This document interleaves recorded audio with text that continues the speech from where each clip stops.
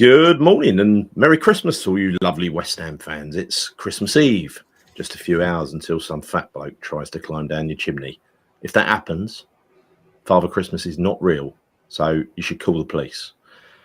As it's Christmas Eve, we're going to temporarily put the misery on hold and talk about happy things, happier times, more pleasant times when we loved West Ham. We still love West Ham, but it's making us bloody miserable at the moment. So for one day only, we're going to try and celebrate Christmas in the rightful way. And I've got two guests to help you join that. Well, one guest and one co-host who you see all the time. First of all, let's welcome the guest, and that is John from the Posh Seats. John, how are you? I'm very well, Gary. Nice to be on the Bobby Moore stand, and good to meet you, Chris. First time we've met. Yeah, we did a couple of videos back in the summer, didn't we, on the Lucas Paqueta situation? So it's nice to be back with you. Yeah, that's gonna pick up at some time soon. But that is misery, and not for this show. We're gonna just keep it happy here. So, but yeah, that was one of those videos where I had a blank screen, which was really good. But hey, I hate StreamYard. Chris, how you doing? I'm doing good, thank you. Yeah, really good, really good. Bit disappointed to see that my either my head's got bigger or my hat shrunk, one of the two. But I'll put it on anyway. You know, I can't be left out. It's the world's most ridiculous Christmas hat. No, I think it's the world's best Christmas hat. It's a Christmas hat. It's a Christmas hat, right? It is just about a Christmas hat, yeah. But this is hat one or two. You know, I've got many hats today. The other one's a special one. But you know, as it's Christmas, let's do West Ham news with a positive spin. The West Ham Christmas tree, it has many impressive baubles, big golden baubles. We have Mohamed Kudus, the much sought after Ghanaian international. We have Jared Bowen, England's Jared Bowen. One of the country's best right wingers, Lucas Paqueta, who was once worth 80 million, not so much anymore. The best player from the Championship in Jimmy Somerville. We got Emerson, we've got Souček, we've got the wonderful Wan-Bissaka, we've got the very impressive Max Kilman, John Claire Todibo, Carlos Soler, the former heartbeat of the Spanish national team, Edison Alvarez, the heartbeat of the Mexico team, and we got up-and-coming talents like Scholes and Casey. We've got a multi-cup winning manager who's managed several seasons in the Champions League, managed Real Madrid and Spain, and yet he could barely get that set of players to create one decent chance against an off-form Brighton. I thought we were going to win the league. I thought you were going to end that with "we're going to win the league" when you said all of that. I just wonder what Guillaume Balaguer had to say about all this, you know. But anyway, positive, Gary, positive. So I used to love Christmas football until recently, where it's become a bit of a chore. I've got to be honest. Started to dread it. But anyway, let's think back to happier times. So I'll start with you, John. Do you have any good memories of West Ham at Christmas? I do, actually. They're long. Well, I have to go back quite a long way, but. Can I have two? Because there's all right. The first one is not sure how close to Christmas it was, but it was in December of '96. We played Man United at home, and I used to sit. I had a really great seat in the East Stand in those days, more or less on the halfway line. Nice. And we were 2 down against Man United with about 15 minutes to go. I remember Solskjaer had scored. And then Beckham scored. Cantona. It was the classic Man United. I remember this. It had the All-Stars. It was Eric Cantona. One of my favourite ever players was in that game. And do you remember the great Romanian that is Florin Radicau? Oh, of course I do. Who could forget? Who could remember him? The man who was falsely alleged by Harry Redknapp of spending training day in Harvey Nichols. That's right. Yeah. One of Harry's biggest stories. That was. He was. Yeah. Well, that's what Harry used to do. He used to slag his players off in public. That's why I never liked him. But yeah. Radicau, who hadn't scored a goal for ages, scored on about 78 minutes. And the atmosphere, I remember it 30 years on almost. It was visceral. It was fantastic. And then we got a penalty with about 5 minutes to go, and Julian Dix almost broke the net. And it was. I've never forgotten that, you know. That was great. The other memory is a more romantic one. That was the one where Schmeichel, didn't he get fingers to it, but it just basically went through him. It would have broken his fingers if he'd probably got fingers on it. Yeah. The other one is a bit more profound, really. So December 1973, I was very, very young. I can barely remember it. I hated football. And one of my friends at school, it was his birthday, and his dad arranged for a group of us to go up to the football to West Ham. He was actually a Man United supporter. West Ham were playing Man City, and all I remember about these two things I remember about the game: we went a goal down, we won 2-1, and the great Bobby Moore was playing. He was on the pitch. Yeah, I don't really remember much about that, but I wasn't interested in football. But the experience, that was what did it for me. And from that day onwards, I was a committed West Ham fan and never looked back. And that was Christmas '73, 51 years ago. that's beautiful. And I know what you mean exactly, because my first experience of West Ham was like 1976 away to Charlton. And my first experience of Upton Park was probably 1977, and it was just something unique about going to Upton Park. It was, you know, for an impressionable kid, it won you over, didn't it? Yeah, it did. It really did. They're great memories, actually. All of those Upton Park years are great memories. I'm not slacking off the stadium. I'm not going to jump on that bandwagon. We are where we are, but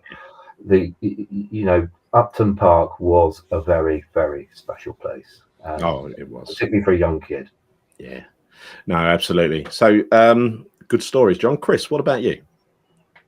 Yeah, do you know, you've just brought a really good memory actually for me when you mentioned the 2-2 with United. I remember that game so well, and that was such a great game, great game. And I think the atmosphere that night as well. I think West Ham, the fans, the supporters were like the 12th man that really got West Ham to get the point in that game. But yeah, we were 2-0 down, weren't we? And I remember that Radachoi, I think he bent it around Schmeichel into the bottom corner of the post, didn't he? I can remember that. That's it. Great finish. And I remember the penalty and the celebrations afterwards. It's just fantastic. Yeah. And I was I was a late teenager at that point in time, but it was brilliant, absolutely brilliant, that game. Really good memories. But no, my one is, I'd say, kind of obvious, right? It was the 5-0 win against Charlton Athletic at home. And I think that was like in 1999-2000 season, perhaps. I think it was. Yeah. I think Freddie Canute scored a couple of goals, got a brace. I think, correct me if I'm wrong, but I think maybe Brett scored an own goal for them as well. Lampard got one. There was an own goal, you're right. Yeah, and then Trevor Sinclair also scored an absolute screamer. Yeah. Great game, and obviously being Boxing Day as well, it's just brilliant to see a 5-0 win over Christmas, right? So I remember that, and I can't think of any other time where we have had such a convincing win over a Christmas break like that. I can't. This is Trevor Sinclair's goal, which was, I think it got goal of the month, might have even got goal of the season, I don't know, but what a great goal this was. Steve Brown didn't clear it very well. Powell helping him out. Sinclair, good try by Sinclair! Oh, what a tremendous strike by Trevor Sinclair! Yeah, absolutely amazing. I remember that as if it was yesterday, and it seemed so noisy in that Bobby Moore stand back then. It's fantastic. One thing that strikes me, Rigobert Song was on the pitch there. Yeah, wasn't he one of the players we bought with the Rio Ferdinand money? In which case, he came in a package deal with TT Kamara and co, didn't he, from Liverpool? That's right, and a guy called Diawara or something. That's right. Yeah, from Arsenal. Yeah. So that would have been Christmas 2000, I think. Yes, it was. And I would have been at the game, but the funny thing is I don't remember it. It's very strange, that, isn't it? Yeah. You must have had a good Christmas then, John, if you don't remember that gun. too much of the sherry. Yeah. So it's 64 years since West Ham last played a game on Christmas Day, because, as you know, these games used to happen on Christmas morning in the days when the women stayed at home and cooked the dinner while the blokes went out to football and came back via the pub later on in the afternoon. But they soon put a stop to that. 25th of December 1958, West Ham's last game at home. Newly promoted West Ham ran out 2-1 winners against Tottenham Hotspur.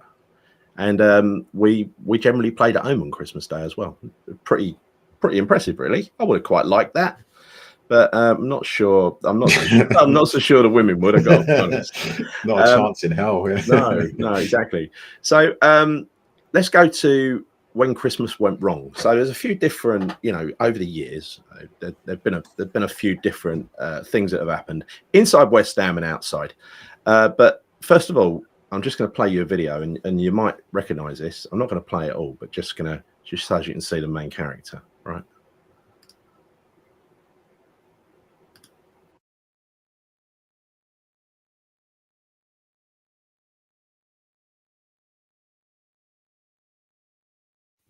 So I don't do too much of that, but that is none other than Mel Antonio climbing out of his Lamborghini that he parked in someone's front garden back in 2019, Boxing Day 2019. So do you remember that?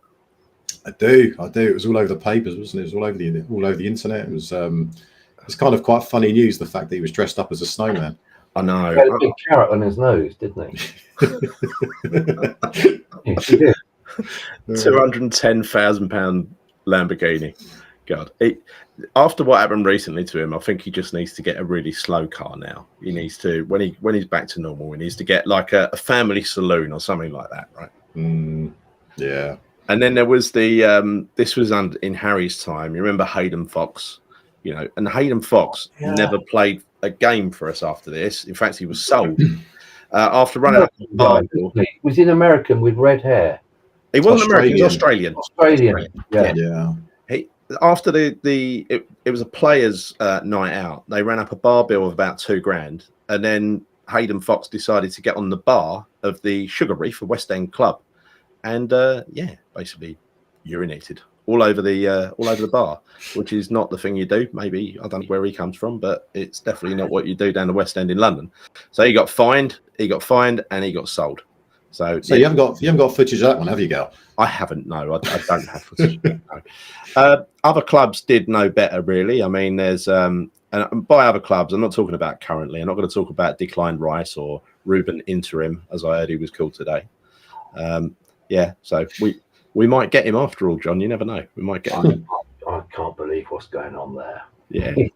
0-3 to Bournemouth, blimey. So Newcastle came up with a novel and in no way casually racist take on Christmas party fun as they presented Dietmar Hamann with a copy of Mein Kampf. And then finally, the Anfield Comedy Club, which has some rich moments. There was a time when a figure turned up to their fancy dress party in a Ku Klux Klan outfit with Steve McMahon on the door. He said, "You can't come in like that. John Barnes is in there," said McMahon. In no way implying that the outfit would have been absolutely fine had Barnes not been at the club. No, he didn't say it. But no, responded the KKK man, whipping off his hood. John Barnes in here. John Barnes is in here. He was actually inside the suit. My word. Very odd, isn't it? It's very odd. I don't know what to make of that. I don't know whether to find that funny or not. I find it a little bit worrying. Yeah, it's strange. Yeah. And the most famous football match played on Christmas Day took place 1914 during the first Christmas of World War I. By mutual consent, an estimated 100,000 British and German troops along the Western Front declared a truce. Those near the Armentières, I think it is, in France, sang Christmas carols before leaving their respective trenches to play football in a sub-zero temperatures. The result finished, various results given, 2-1 and 3-2 to us, obviously. The Germans think they won. That's what they're saying. But anyway, my favourite Boxing Day game, we've covered that already. We're now going to go on to just some questions, some fun questions and discussion points. And I think going to be, this will prompt some conversation. So, assuming Julian Lopetegui, master of his own destiny, is staying until after Christmas, what player would you buy him as a present? So, Chris, I go first to you. So money, no object. Who would you buy Julian Lopetegui? It's a great question. I definitely want a striker because we've been looking on for years. Who would I want? But it's got it can't be Fulkrug's the same as Skamaka and the same as Haller, right? He likes the ball to feet, which is why we pumped 70 long balls down the pitch towards him on Saturday. Okay, so I'm going to go on the proviso that we're buying a player that can play in any style, right? Yeah. Well, at least I think he can because he's a world-class player. It's a no-brainer for me. So for me, I would take Kylian Mbappe. Just the pace that we've not had up front for donkey's years. He'll score goals no matter what. He's not going to work in a Lopetegui team. I don't care. Imagine him leading the line. Mbappe leading the line against Brighton's two enormous centre. Gary, I thought we weren't going to be negative today, right? So we're talking about positivity, right? So I want an informed Kylian Mbappe that can adapt and play to our system, right? You asked the question, I want Mbappe up front. That's my answer. It'd stick Mbappe on the left wing, you know he would. John, How about you? Well, I'm going to be realistic and act on the basis that every forward who comes to West Ham crashes and burns, right? Yeah. So I'm not going to go the mistake of getting a forward because he'll be rubbish. I know how good he is. I'd go for Yusuf Fofana. Yeah, that is probably the best call, I would say. I'm just going to really be a bit miserable for a minute. I'm going to say we shouldn't really buy him any players because all we're doing at the moment is encouraging. We're building a team for Julian Lopetegui's style of football in the same way we built a team for David Moyes' style of football. It won't be any good to the next manager. That's what I'm saying. That includes Mbappe. But Fofana would. Fofana definitely would. Yeah, Fofana definitely would. I'd probably take it. Yeah, anybody like that. But you did say, Gab, you said that it could be anyone in the world, right? Money's no object. So Fofana's a fantastic shout, John. He is, because we've been speaking about him before, and I know that he'd be a brilliant addition to our midfield, someone that's got legs, that kind of pace, power, all the power. Yeah. But for me, I think if money's no object, then let's bring in Mbappe. Bring him in. Bring him in. Yeah. Not my favourite player. I'd probably go for a Duran, or I really like that big lump that played for Brighton yesterday, that Evan Ferguson. Because I think in this system, if you're going to give him a striker, it needs to be someone who's a target man, because his old method of attack is about getting down the wings and getting crosses in.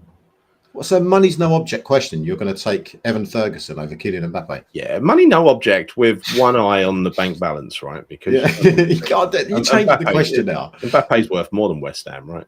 Yeah, I know. So I'm thinking we'll buy him and then we'll sell him and then we'll invest in the squad elsewhere. If he goes into a Lopetegui team, he'll be worth 30 bob by the time we sell him. This is true. This is true. The reason I didn't go for forward was because it's so obvious. I just thought I'll try and think outside the box there for a moment. But I think how long have we have needed a centre forward for 3 years or more now? Yeah. Yeah, no, definitely. Years ago, we were talking of pensioning off Mel Antonio or using him as an impact sub. I remember it was 3 years ago exactly. I think we were still fifth in the league, and we'd just beaten Liverpool and then Chelsea 3-2, both of them. Yeah, more or less on the bounce. That was when Masuaku swung that ball in from the left, and it happened to go. Great shot, John. Great shot. It was. Definitely that one. And we had a platform then, but it's not in the West Ham playbook. Didn't buy anybody in that window, and we came down like we always used to with the Christmas decorations, but we never climbed back up again. And one of the reasons was because they didn't invest in a forward in that window, and nor have they since, really, not sensibly. So I just wonder. I mean, Fulkrug, I don't know how that happened. That we ended up with yet another player like Scamacca, like Haller, who wants the ball to feet, and we play him like he's Antonio. I don't quite get it. He's got that is the one area. I know you're a little bit suspicious of Tim's role in that, John. I mean, I blame him completely. It's a player that he used to know at Werder Bremen, so it's got his paw prints all over it. You can't blame this one on anyone else, can you? No, I bit controversial, but I'm not entirely convinced on starting full stop, really. No. I think there've been one or two incidents or rumours that have caused me some concern about what goes on behind the scenes. Is he a disruptive figure? He's fallen out with two managers. I would side with him, I guess, but it's becoming a case of there's a lot of smoke, isn't there? Well, he is the common denominator now, isn't he? Whether you like David Moyes or hate him, the director of football or whatever he's called needs to get on with the managers, doesn't he? I'm not condemning him. I'm just asking the question. Yeah. No, I agree with that. So let's talk about the next question. Is quite interesting. This holiday season, if Santa were to grant you one wish for West Ham United, you're only allowed one that would come true immediately, what would it be? So, John, go to you first. To go back in time and get John Hartson back. That can't be your single wish. Well, it just came into my head. That's coming up later. I didn't expect that at all, John. I didn't expect that at all. I thought I knew where you were going on this one. All right. Okay, so it's got to be sensible. Well, look, my wish is it's the same as everybody. Sullivan out, proper investor in. Yes. Yeah. I can't press it up, can we? No. How about you, Chris? Yeah, I mean, exactly the same. I think the overall consensus of West Ham fans would say the same thing. Yeah. But going back to you said any wish though, right? Any wish. So absolutely anything. Yes. Do you know? Okay, I'm going to change it. So Sullivan, I mean that absolutely, but I would love to be back at Upton Park, Gal. Yeah. I'd love to be back at Upton Park and like in that massive goldfish bowl that we go to every week. Yeah. I just think, for me, I miss it so much. I really do. That would be my wish. To go back to Upton Park, and I did put that out, right? You saw the script. 842 flats. We'd have to buy those people off. That's fine. That's fine. We'll do it. Okay. So the caveat is okay. We move back to Upton Park and we can buy those flats and maybe expand the stadium. To be back at Upton Park again. To be in amongst those surroundings. Yeah, I would give anything. I would give anything to go back to one more game at Upton Park. It'd be amazing. Miss it. You know what?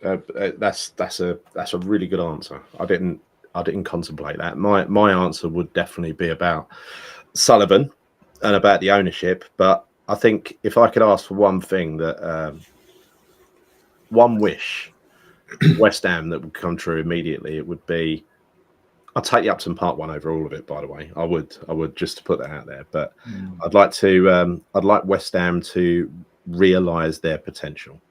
Yeah. Well, maybe for the owners to realise the potential as well, right? I mean, this is the thing. Yeah. I think we've got huge potential as a club, but I just don't think the owners will ever back the club or the manager. And I think it goes back to John's point about having new owners. That's what we need, is people that realise that we do have that stature as a club to really grow and build and to become something quite special. But we're just I don't want to say sleeping giant, it's a bit of a cliche, but we kind of are. And go back to John's point as well, right? So 3 years ago, and we didn't invest in the transfer window, and we could have maybe got Champions League had we done that.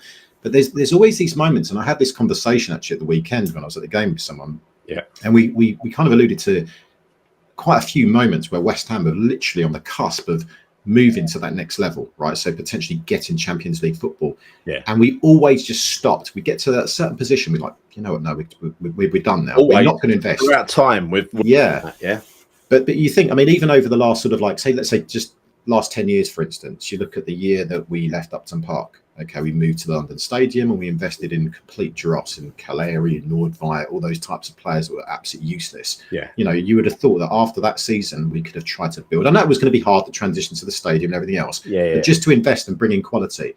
And again, 3 years ago, the point that John mentioned, right, at that particular moment, we could have really pushed on. Had we done that as well, then perhaps we might have even won the Europa League. Because we had all of those games in front of us. We didn't have a striker with Antonio. So there's so many things that we could have done and we should have done. Realistically, we could have done that, but we didn't. We didn't do it. I blame Sullivan. Sullivan credits himself for winning the Conference League, but I blame him for helping to lose those two other semi-finals because he spent nothing in January twice. Yeah. It papers over massive cracks. I mean, it really does. Yeah, it really does.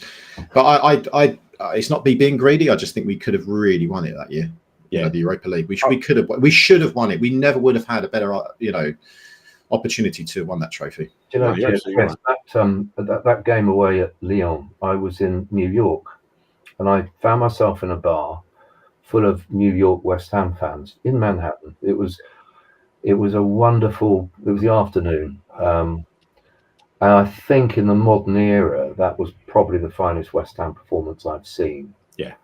And it made you feel very proud to be connected with the club that went out and played football like that. I remember, irony of ironies, the way that he was abused by David Moyes. Issa Diop, do you remember he stepped up to the plate in that game because he wasn't first team when he was brought in, and he was like a man mountain, and we went and got rid of him. And we talk about being a sleeping giant. I think there were flickers of performances where we showed precisely what we were capable of, and it was a tragedy we didn't win that cup that year. I mean, was it I was at the game where Cresswell got sent off, and did he get sent off in the next leg as well? Frankfurt, wasn't it? Yeah. Not Frankfurt. Was it Frankfurt? Yeah. Yeah. Who was it? Yeah. We were that close, but I agree with you. I think we would have won it if we'd bought a striker in that window. Definitely. Yeah. And since then, we've been playing relegation football for 3 years now. Yeah. No, totally. Well, especially the last 2 seasons. The last 2, well, no, it's 3 seasons, isn't it? Because the one before last was when it all turned at the Fulham game, wasn't it? Yeah. I was at that game. Yes, I was. I shamefully was willing us to lose. Yeah. And that was the first time we saw the Moyes out banner in the West Ham end. Yeah. And we scored. It was one of the ugliest games of football I've ever seen. But we won it with Soufal coming in on the right and Bowen finishing it. And well, it was actually winning off someone's arse. You know that. It was, it was a deflection. Yeah. So with West Ham, I mean, we know what we want. I think it's very clear what we want to make West Ham better. I think we all think we know what's right. But what about football in general? So look at the bigger picture now. I don't like the way football has turned out to be this cash cow run by Sky with a TV company calling all the shots and making us travel up to Newcastle on a Monday night, etc., etc. That's not even the worst of it. I hate that we have hardly any games on a Saturday afternoon now. What would you change with football in general? If you could make some changes, I won't limit you to one. What changes would you make? So I'll go first. Ditch VAR for a start. That's got to go. Put Sky out of business. Roll the Premier League back to what it was before. League Division 1, 2, 3, and 4. That's good for a start. And 3 o'clock Saturday kickoffs. Not every game live. So, John. Oh, where do you begin? I mean, I can only talk from my own personal experience at West Ham. So I'm sorry to focus it on our club, but I am tired of the corporate football tourism. For the last 3 seasons, I've sat in various seats where I never see the same faces week after week. No. If I get, I'll give you an example, right? The last game I went to, because I'm sorry to say I've kind of given up recently because I can't face it at the moment, what's going on. I ironically applauded Kai Havertz's goal. I think that was goal number 4. Yeah. I actually cheered it because I was so angry at that point that that's the way I react. Just my dark sense of humour comes out, and I was actually told to pipe down by one of the guys in suits and the blazers by one of the concierges there. My God! He just looked at me, and went, and I gave him a barrel load of abuse because I pointed out just how much I pay for my ticket, how much I have paid over the last 4 years there, and I've got the right to say what the hell I like if this is what I'm getting for my loyalty and for what I pay week in, week out to this club. Yeah. And I was with 2 other friends that I often meet there. Everybody else, I mean, they'll get up and applaud if we score, but they don't feel anything, and it's because they're not proper West Ham fans. No, they're not. They're not. One with a bunch of tickets has brought them along for the afternoon. They don't even know what they're watching, and I find that for me, it's really. I don't want to go back to Upton Park and wax lyrical about Upton Park. Upton Park has gone, but as Chris was saying earlier on, the passion and the feeling of togetherness in that crowd. Yeah. If you're applauding the Arsenal goal, everybody else would be probably applauding with you, taking the piss. Yes. Yeah. You're all of the same mind. Yeah. I feel like I'm the odd one out in my own football crowd, and I want that to stop. I don't think it ever will. I think we've come too far down that road. Well, I think it's money driven. As if they ever stop making as much money as they want to make out of it, I'm sure it will slow down and come to a stop. But I had the same experience up at Man United when I went to, believe it or not, Man United versus Tottenham. I got forced to go through work. Ever been to a match where you wanted both sides to lose? Well, I was in the second from top, called the Ambassadors Suite. The one above that is where Fergie sits. And there's many tiers of corporate hospitality up there. And quite honestly, there was probably 100 people, 150 people. It's quite a small lounge. First half, everybody was in their seats. Second half, there must have been 5 of us outside. They literally stayed inside getting drunk, and it was a close game. It wasn't over. Clearly, they weren't football fans. They're there for a day out. Yep. So yeah, corporate hospitality. I think that's gone hand in hand from Sky, but I think that has really been the death knell of football, and the fact that it's driven up all other ticket prices as well, in my opinion. How about you, Chris? Yeah, no, I would agree with both of you. I think both of you make absolutely valid points, and they would be absolutely things that I would want to change about the modern game. Money, obviously, I think everyone knows it's in many. I guess it's ruined football. It has ruined football for me. And I guess the thing that I would change, and it's intrinsically linked to the whole money thing, is the detachment between the actual players and the fans. Yeah. So if I go back to when I was a kid, and we've had this conversation before, I would go to Chadwell Heath. You go into the training grounds, you meet the players, you watch them train. You can go into the canteen every now and again, right? Yeah. You could do all those things, and you just felt you were a lot more closer to the club and to the players, which made you feel more part of the club, made you almost feel more part of the team, right? You really did. And I think it's a real sad state of affairs that nowadays. So I will take my son, right? And as you've taken your kids going to West Ham as they've been growing up, Fred's been to, he's been to Upton Park, so he experienced it at a very young age. Yeah. His understanding of West Ham is the London Stadium, and the whole detachment with the players to the fans, which is significant, right? They're treated like superstars.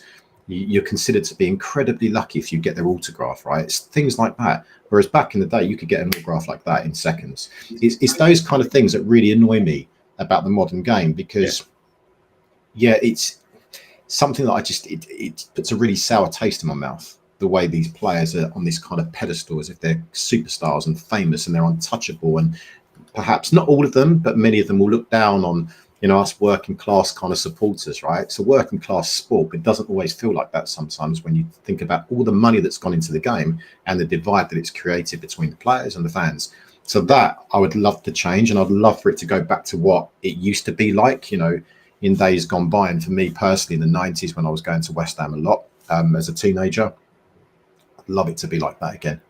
You're actually right. That's a great answer, actually. And I hadn't really put much thought into that before, but that's true. That is really true. There was, when my older 2 boys, Ross and Reese, were growing up, they had like open days training at Upton Park, and you could basically go down the front and the kids would get loads of autographs. They'd just train on the pitch for a day. It's just a freebie, right? It's really easy. Yeah. It reminds me of a story that I heard about Marcus Rashford earlier. Marcus Rashford did a lot. He went up against the government for some, for school dinners and stuff like that, right? So he did something good, but he's got this other side to his character as well, which is why I don't want him at West Ham. He's up himself, massively up himself. And what he did was, he came off the pitch, he got substituted, he had gloves on.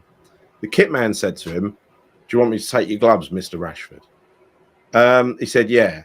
He took a glove off, threw it on the floor, and the kit man had to go and bend over and pick it up. He picked it up, he's watched him pick it up, he's taken off the other one, thrown it on the floor. He's had to bend down and pick that one up. That is just such that sort of stuff just makes me angry, and that's not the sort of character I ever want playing for West Ham, I'm afraid. I know a lot of them are like that. Actually seen it with him. So look, that's taken us down a miserable route. However, I think it's all you got to do if you wanted to bring football back to being the great thing that it once was. You just go ask the fans what to do, right? They'll rebuild it for you. When it all goes wrong, we shall rebuild it. So let's just go through. I've got 2 more questions. Excuse me. Well, maybe 1 more question. Who knows? No, 2. First of all, a nativity play. A very short nativity play. Shortest one you've ever heard. Okay, so You know what? If you look at a typical scene and a typical scene, you'll find Mary and Joseph, 3 wise men. You'd see gold, frankincense, and myrrh being carried. You'd have the baby Jesus. You'd have a donkey as well. So who could we get to play those roles? So Mary would be. This is a bit of a stretch, but João Mario, I think, would be a good one. Mario, the guy we had on loan from Lisbon all those years. It was Mario, but I'll call him Mario for this one. There's another one I had to have a bit of a stretch with as well. Joey Cole, Joseph. Joseph would be Joseph Cole, Joey Cole. He's Jesus Christ, isn't he? Sorry? Joe Cole, JC. No. 3 wise men obviously would be. 2 of them would be John Lyall and Ron Greenwood. They're the wisest of all. But I'm going to add Bobby Moore to the end of that for the 3 wise men. I was struggling with gold, frankincense, and myrrh. So, bear with me, David Gold, Frank McAvenny, if you say it really quick, and Mervyn Day. Very good. Does that work? So, baby Jesus, this was a real struggle. Well, I thought young Joe Cole, JC, but anyway. Well, yeah, you could have had that, but that's the easy way out, John, and I never thought of it either. So, if I thought of it, I would have gone with that. But luckily, in November, just last month, we were linked with Igor Jesus of Botafogo. Yeah, so, Igor Jesus, Botafogo of Rio, also the home of Christ the Redeemer, double Jesus. That counts as double points. So the only thing that's left in this nativity scene is the donkey. So, who's the biggest donkey you've ever seen at West Ham? Go with you, Chris. It's such an easy answer, Gary. Such an easy answer. David Sullivan, every day of the week. Such an easy answer. Seeing as we're there, I might as well put me David Sullivan out on. Hold on. Transform. Hey. Right. Love it. I can even let the ears down if I want to. The sides if it gets really cold, Have you got the jacket as well? You need the jacket. The red you need velvet jacket, smoking jacket. Yeah, you need that. You definitely need that. Or the other one that's kind of, I don't know. I don't know what you're talking about. What, I can't. kimono that you No, wear. not that. Not the kind of not that one. I'm talking about the one that's like he's in the military or something. He's all the badges. Oh yeah. It goes with a hat, doesn't it? It goes with a hat. It does. Yeah, you need that. You need that. I'll try and see if we can get you one for Christmas, Gal. We can see you dressed like that at West Ham next. If you would, because he's my hero. But maybe I should be sitting. Maybe I should be sitting a bit lower for this. You should be. Yeah. Lower. Down. So, John, how about you? Biggest donkey. Biggest donkey. I think we've got to go back in time again. Mine it's got to be Marco Bugas. Oh yeah. That's one. That's probably. That is going back a long time. No, that's probably the winner. But I think I've got someone even worse than that because he wasn't even really a footballer. I know you're going to go with it. Savio. Yes. Greco. Yes. Yeah. 8 million quid. Yeah. Yes. Yeah. Oh, I forgot all about that. Yeah. Yeah. Oh. He staged his own kidnapping, didn't he? He's the winner. Yeah, he did. Yeah. So you could have had Benny McCarthy, TT Kamari, Raz Van Rat, Mido, Robbie Keane. Robbie Keane was bloody terrible for us. Madibo Maiga or Alan McKnight. Ryan Dean, he was awful. Ryan Dean was awful. Yeah. God, we've had so many lemons over the years. I wouldn't put Madibo Maiga in there because he scored against Spurs away, so he gets true. Arsenal. Take him out of that immediately. Yeah. He wasn't too bad. Nah. But let's be honest, Savio is. I take back about Bugas. At least he was entertainment value, wasn't he? Yeah. Well, he snapped Gary Neville's leg, didn't he? So for that alone, he's a legend. Yeah. But I think with regards to Savio, no, that was like £8 million we spent on that kid. There's no way we spent 8 million on him. No way we spent that money on him. Whatever it was too much. Yeah. But yeah, he was an absolute disaster. There was a guy Ilan from. It was Ilan from Brazil. A Brazilian striker, wasn't he? Yeah. I remember him scoring for us. He scored against Everton, did he not? I'm sure he scored a header against Everton. I'm sure he scored 2 goals for us. It was the year we went down anyway, but he was. I'm pretty sure we went down. But Savio's the man for me. Yeah, I think you got the winner there, Gal. Yeah, Sorry, Gary. Just while you're wearing that hat, you have to be lower. It's the rules. When you're wearing that hat, you're not allowed to sit at normal height. You have to be. Do me back in, Chris. Yeah. All right. So let's get this Sullivan question out of the way then. What do both of you think that will be David Sullivan's New Year's resolution? I'll let you think on this, because I think I know what it is. What I think he's considering is charging fans for moaning, because he's going to make a bloody fortune. Yeah. Gosh, what a good question that is. Yeah.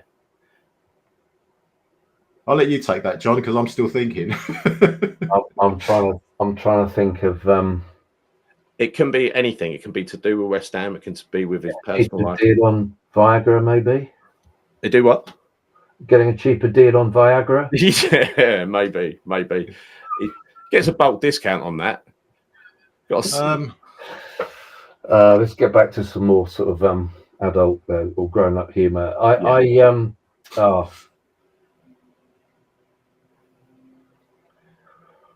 I just can't get away from my undying desire for him to leave the club. No, he can't. I think his New Year's resolution is probably the same every year. It's just to keep West Ham in the Premier League, just by hook or by crook. I reckon his New Year's resolution is just to stay alive, isn't it? Just another year. Much. Another year. I don't know. I'll meet another porn star, one of the two. I don't know. Yeah, one of the. Yeah. She's probably too old for him now, isn't she? She's probably too old for him. Yeah. Was she a porn star? I didn't know that. I don't know if she was. No, she was. She was a star of Cheshire Housewives. Really? Yeah. No, you know the Football Wives thing. I think. Yeah. What's her name? Mapika or something like that. Ampika. Oh yeah. Okay. Like, yeah. I didn't know that, to be honest with you. In all honesty, I don't really pay too much attention to his private life because I have zero interest in it. I'm taking that off, and this is going back on now. All right, you're allowed to sit back at the normal level now, then, Gary. Thank you. Yeah. So we're going to move on to the final question of this special Christmas show, and it's a special question. John's already answered it, sort of, but So, if you can snap your fingers and bring back any West Ham player from the past into, let's not just say this first team, just to West Ham. Don't think about Lopetegui and the way he plays. Don't think about whoever the manager is. Just hypothetically, who would you bring back if you could tomorrow? Well, I would have absolutely no hesitation. It's always, all day, every day, Paolo Di Canio. Yeah, for me.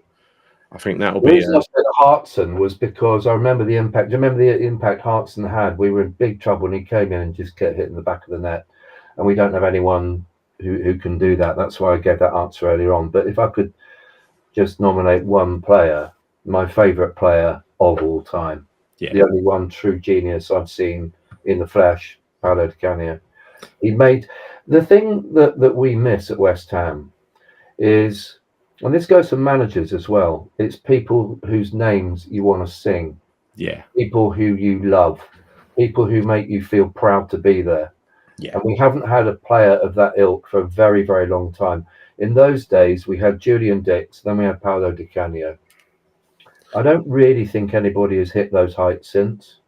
And we haven't had a manager since Slaven Bilic, whose name I felt like chanting. And we go back to, how have we changed West Ham?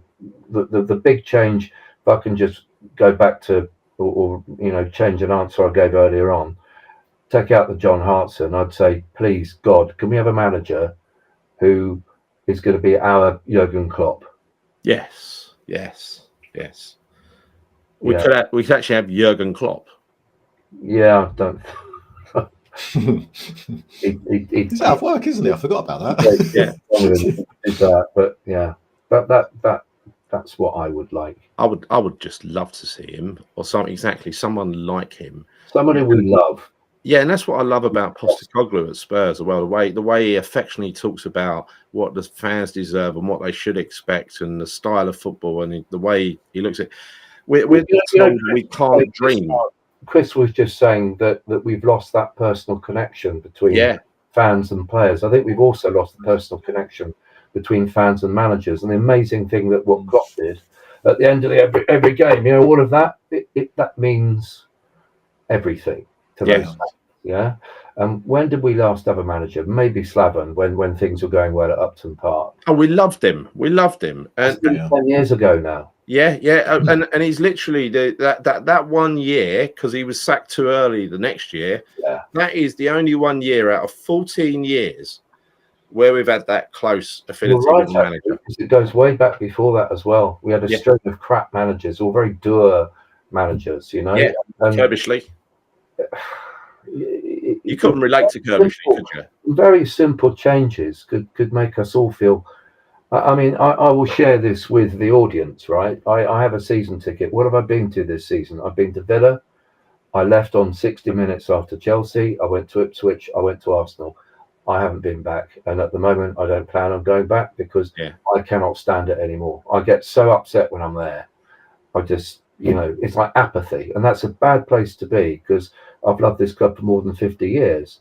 If we could get a manager in who we had faith and belief in, it would change everything overnight, regardless of the results, actually. No, you're absolutely right. You're absolutely right. So, Chris, what's your answer? Beat that. It's a great answer. I would say the same. Di Canio for me, because he's the best player that I've physically seen play at West Ham, you know, in my lifetime. Say Dimitri Payet. He was another one, but do you know, I'm not going to say either of those players because I'm going to choose someone that I never saw play, and it's kind of obvious and it's synonymous with the channel. But I'm going to say Bobby Moore, right? And for the reasons being, is that he was Mr. West Ham, right? He was the Mr. West Ham, and for all of the things, some of the questions you asked earlier on about, you know, and how I was kind of mentioning about the kind of the disconnect between the players and the fans and the club in general, all those kind of things. Having Bobby Moore come into that club, I think would change everything. Well, not everything, but you know, he would be that type of individual that would come in, and I think he would change people's attitudes, change the players' attitudes, everything about him. He was a leader on the pitch. He was a leader off the pitch. He bled claret and blue, right? And to have him in and amongst a group of players, I think would just be incredible. And I would have loved to have seen him play. And I would have loved to have seen him play. And I think everyone says that, you know, maybe he would be fast enough to play in the modern game. But he didn't need to be because he could think, you know, 3-4 passes, you know, in front of any other player out there on the pitch. So for me, I want to say Bobby Moore because that would take you back to a time when football was football. Yeah, no, it's a great answer. It's a great answer. And my answer is it's not dissimilar, but I would like to I would take the 1967 version, as in the version that we just signed from Charlton, of Billy Bonds, because he'd then have 20 odd years to play for us. Great answer. I love that. Yeah. I've never seen a man with more heart play football for West Ham than Billy Bonds. And as an artist, I love Trevor Brooking for beauty, for you know, the things he'd done on the pitch were just mind blowing. Only he could do them. But Billy Bonds for heart, and also a very good footballer as well. But leader, total leader, and I think that's what we've had. Well, I'd love to see Bowen learn off of someone like Billy Bonds. You know, it's just not many characters like that anymore. Imagine having that prime Billy Bonds, that captain for the next 10, 20 years at your fingertips, the leader. It's like having a lion in your team, right? That type of captain. I mean, you just don't have people like that nowadays, do you? When you look at some of the film from the mid 70s, which is it's got to be the best time to have watched West Ham of that early 70s to late 70s. And you look at Billy Bonds with the long hair flying in the breeze, just running through midfield, storming through midfield, getting revenge for for somebody who tried to foul Trev. You know, he had more heart than everyone. He was harder than everyone, and he also had a lot of footballing talent as well. He's just a pity it didn't work out for him as a manager. He could have had the complete set, couldn't he? Yeah, that's a great answer. That is really, really great answer. 20 years of Billy Bonds. Wow. Yeah. Game changer. And who knows where he would have taken West Ham if what happened didn't happen. Yeah. He was doing a good job. He was the manager there when I got my first season ticket. Yeah. And we were holding our own. Yeah, we were. You know, it's great shame what happened there. And you look at the quality of players he had as well at that particular time, John. You're not talking world-class players or anything like that. They skimmed. Getting close. It was poor. You know what? They found money when Harry got the job. That is where Hartson and Kitson suddenly came along. Hartson, you know, I've got to say, I loved Hartson for that first year or so when he came to us. I thought he was going to be our striker for 10 years. I thought he was fantastic, just amazing. The way he run through that Arsenal defence that time, and they just bounced off him. Oh, I'll never forget that. Different class. I was there with my dad for that game. Never forget that. Yeah. And I'd like to do, you know, if I could be given... my dad loved Thierry Henry for some reason. He was a West Ham mad, but he loved Thierry Henry because he was an artist and the way he finished the goals. He loved things being, you know, he loved beautiful goals and players who made the game look easy. I would have loved to have seen my dad just missed out. He died the season before. He missed out on seeing what's his name? Completely gone out of my mind. Dimitri Payet. I got thinking Billy Bonds. Dimitri Payet, my dad he would have absolutely loved him.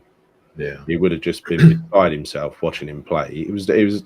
He's probably in the modern time the best player we've had in the modern time for that period of time. Probably the only player we've had that's been true world class. I'd say. But only for that little finite period. One season. Which is where Di Canio wins because he did it over multiple seasons, right? Yeah, it's true. And you do wonder if Payet had stayed at West Ham for, let's say, I don't know, 3, 4, 5 seasons, I think he would have emulated Di Canio's success, if not maybe even bettered that in terms of what his contributions would have been to the club, because free kicks, assists, skill, flair, all of those kind of things. But he doesn't, purely because, you know, we know how he left and he didn't stay with us for very long, which is a real crying shame. But I think actually Payet... I always look back at Eyal Berkovic as well because I thought he was an amazing player. Yeah. He was incredible.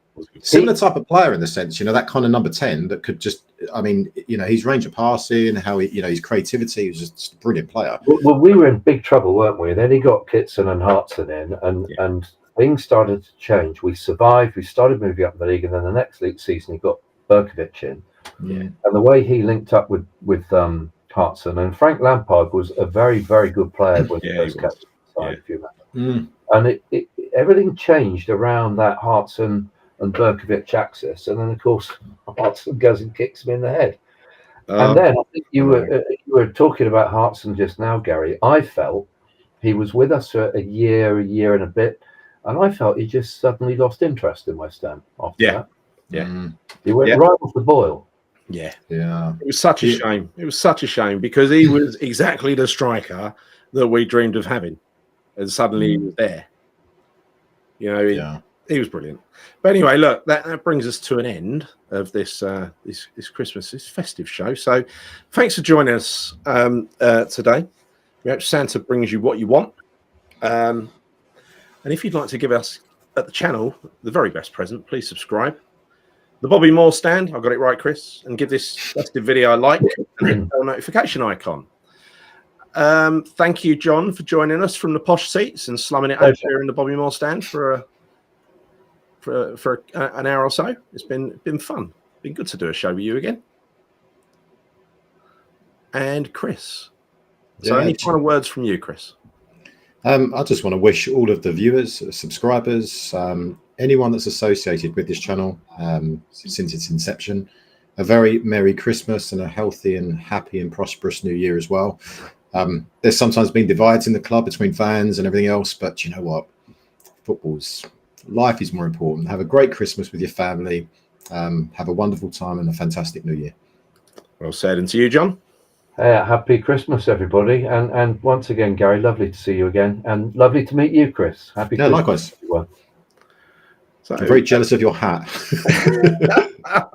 Your one's shrunk in the wash. It has. So that's it. We're done. Merry Christmas, everybody. Have a wonderful time. And we'll see you after the Southampton game to reflect on the 8-0 win. Yeah, exactly. See you soon. Come on, you irons. Come.